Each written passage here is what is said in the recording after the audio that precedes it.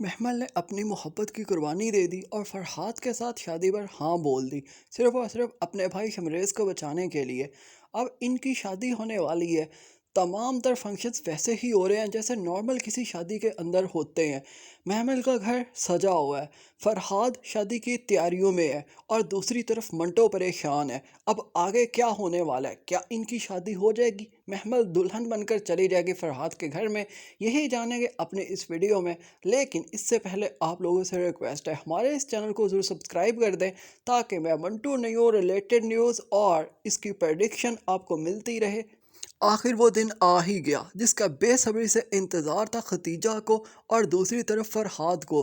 Khadija लाना चाहती थी महमल को अपने घर में ताकि उसे अपने पाँव की जूती बनाकर रख सके, और दूसरी तरफ फरहाद लाना चाहता था क्योंकि उसने अपनी मोहब्बत को अपनी ज़िद बना लिया था। अब फरहाद पहुंचेगा महमल के घर के सामने और महमल के घर के सामने ही गोलियां लगेंगी फरहाद को और फरहाद गोलियां खाकर पहुंच जाएगा हॉस्पिटल, जहां पर बिनियामिन गुस्से में पागल हो जाएगा कि मेरे बेटे को दुल्हा बनाया, अपने घर बुलाया, और घर बुलाने के बाद जब रुखसती का टाइम था तो महमल देने के बजाय उसकी जान लेने की कोशिश की।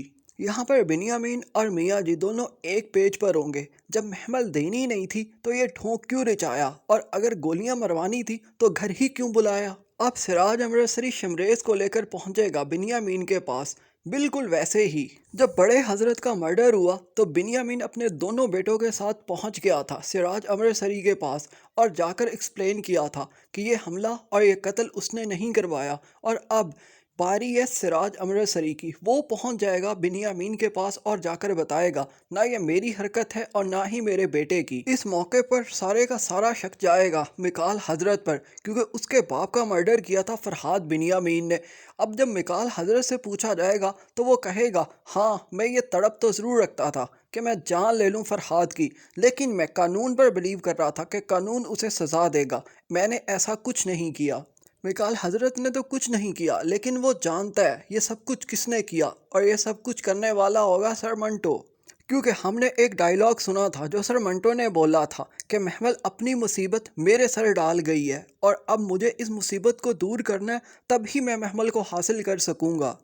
लेकिन मंटो की तरफ किसी का शक इसलिए नहीं जाएगा क्योंकि मंटो को सब बेज़रर समझते हैं कि उसकी कोई वैल्यू नहीं, वो एक सिर्फ प्रोफेसर है।